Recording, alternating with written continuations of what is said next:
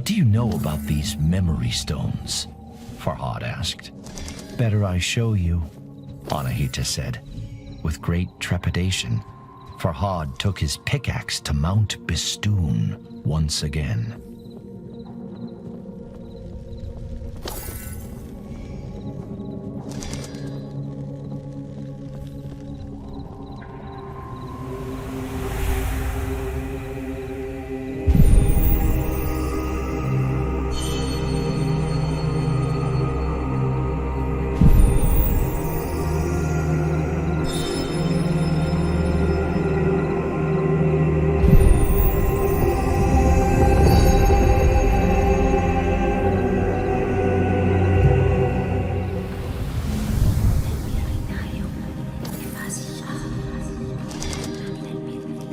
And then, the goddess spoke a word beyond Farhad's understanding.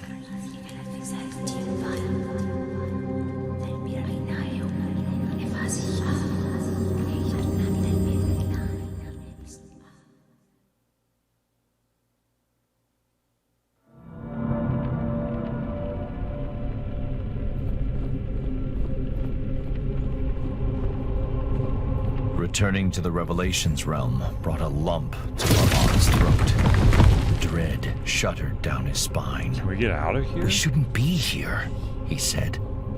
The Div, Bistun, it will... It cannot hurt us, Anahita interrupted. Trust me.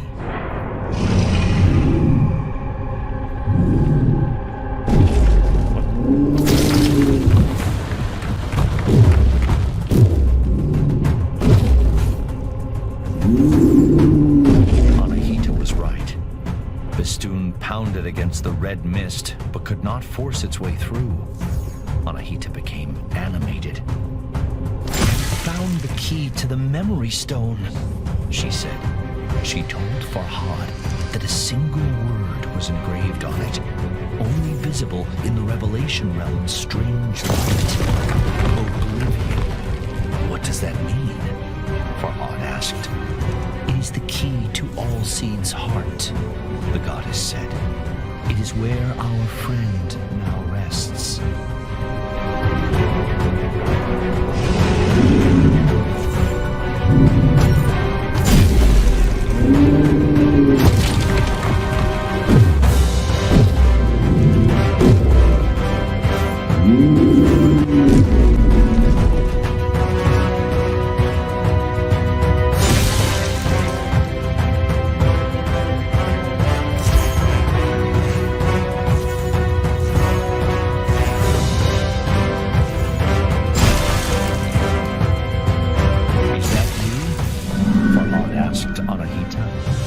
Anahita's voice was quiet and strained. Yes, this is the memory of my imprisonment.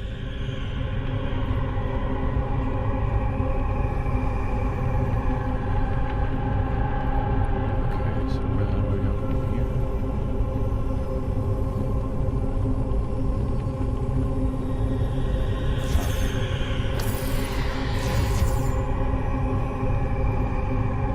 The engraving featured 3 people. On the right was Anahita in human form. On the left, Farhad's love, Shirin. But who is the man in the middle? Farhad asked. Anahita sighed. My greatest mistake.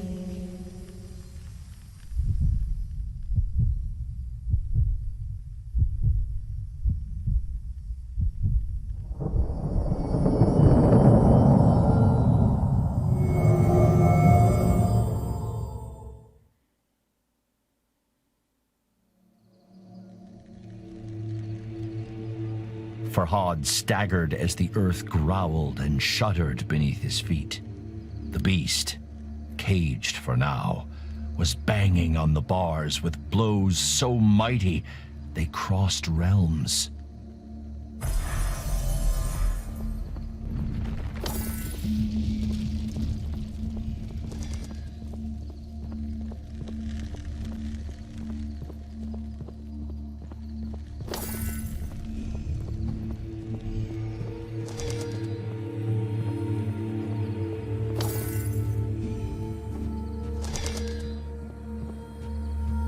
We have Bistun's attention, Anahita said.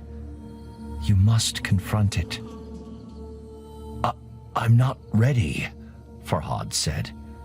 How can I defeat such a creature? Anahita spread a wing. Look around. Look at what you've created. How far you've come.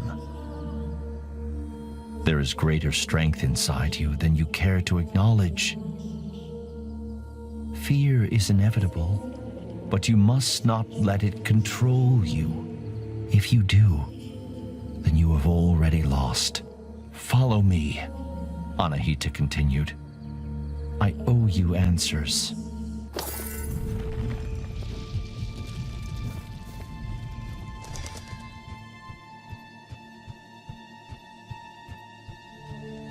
He is my great mistake, Anahita said. I chose him, and I chose poorly. How does this help me defeat Bistun? Farhad asked. Anahita sighed. You still have much to learn, human. Patience, for one. Everything has a weakness, the goddess said. Humans, Div, even gods. But before Anahita could say what Bistun's weakness was, she told Farhad they first had to address his. His memory. Or lack thereof.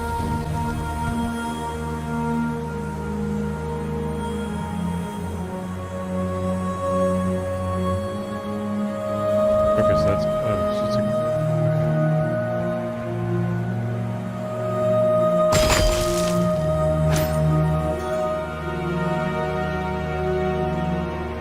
Guardian Div, the usurpers of my... Anahita trailed off. Wait, someone is nearby. Oh, super.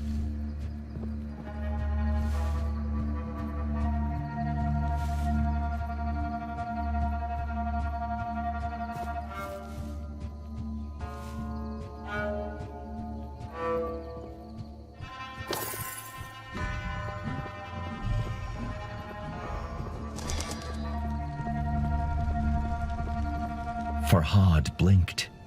His jaw dropped. He couldn't believe who stood before him. She was more graceful than a swan, more beautiful than a moonlit lake. Farhad knew he should have felt only relief at seeing Shirin safe.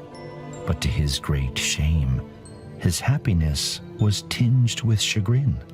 He had dreamed of saving her from imprisonment, yet here she stood. How did you escape? Farhad eventually said, his voice trembling. Escape, Shirin said, with furrowed brow. Why would I need to escape my castle? I have been there since you built the milk canal. But, you whispered to me, Farhad began. You are not well, Farhad, Shirin said. I have come to plead with you to stop this madness. But Shirin, my love, I do all this for you. Shirin cast down her eyes. I am sorry if I have misled, but you must know, I do not love you. Ah, crap. With those words, the bottom dropped out of Farhad's world. But he had no time to brood.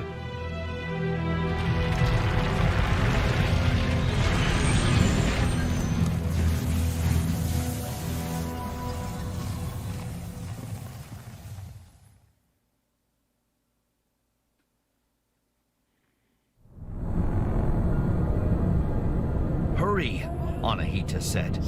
She is in grave danger. Forget her harsh words. Prove that you are worthy of her affection.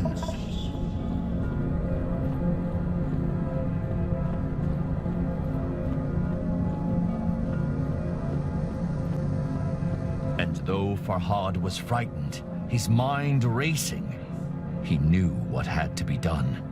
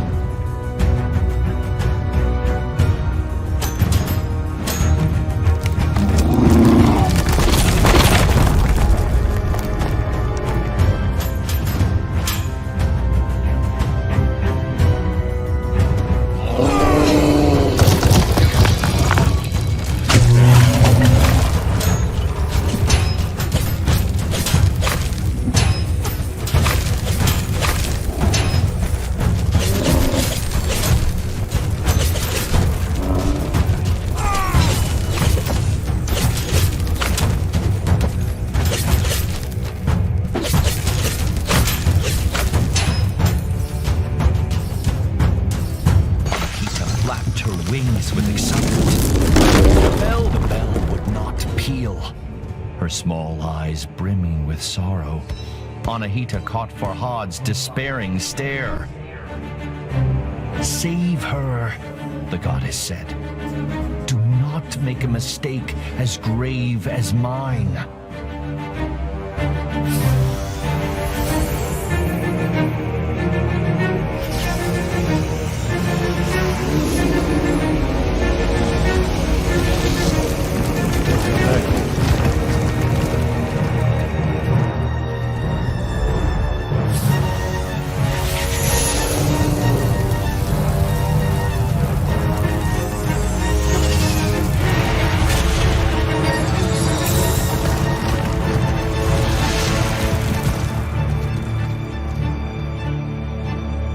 Anahita fought hard, but could not withstand the Diev's might. Farhad wept, for he had lost another friend to Bistun. Despite Shirin's cruel rebuff, Farhad longed to help her, but he could make no sense of her injuries. He gripped Allseed's amethystine heart as the drowning man clutches the rope. I failed you, he whispered to the stars. Please, show me what to do. And then, a memory floated to the surface. A single word. Oblivion.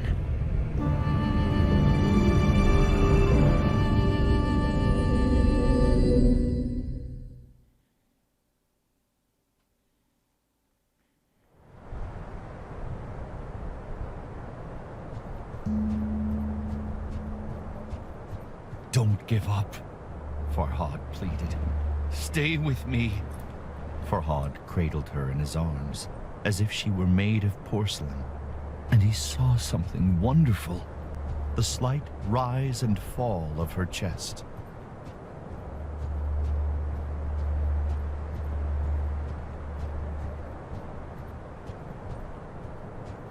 I will take you home, princess, Farhad whispered.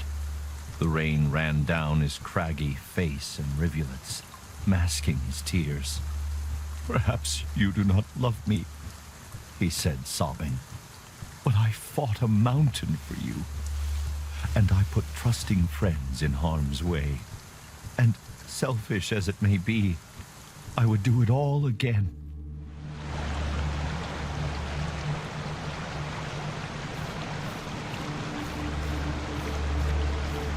As Farhad walked, Shirin started murmuring. Farhad leaned close. She whispered but a single word. Oblivion? Khosrow. Suddenly, it all made sense to Farhad. The stone carving. The two were the perfect couple. The king of Persia and the princess of Armenia. How could a lowly sculpture question such a union?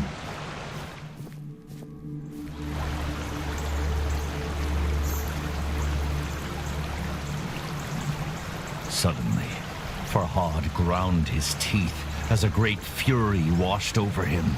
Not at Shirin, or even Khosrow, but at himself. What was I thinking? How could a princess love someone like me?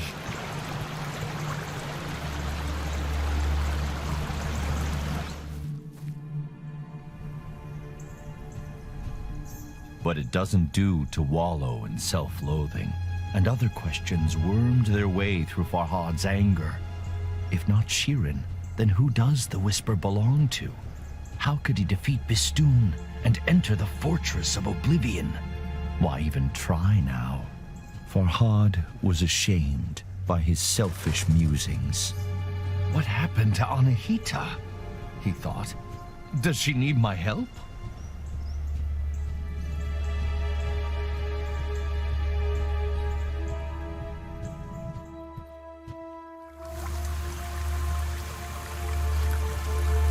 Lost in his wretched thoughts, Farhad nearly failed to notice something alarming. Shirin's dainty feet were turning gray. I can't feel my legs, Shirin mumbled. Shh, be at peace, Farhad reassured her. You will be all right. as Anahita was. Shirin furrowed her brow. Anahita? Farhad swallowed and drew in a deep breath. She is your guardian. She risked everything to help me. He trailed off with a hoarse croak.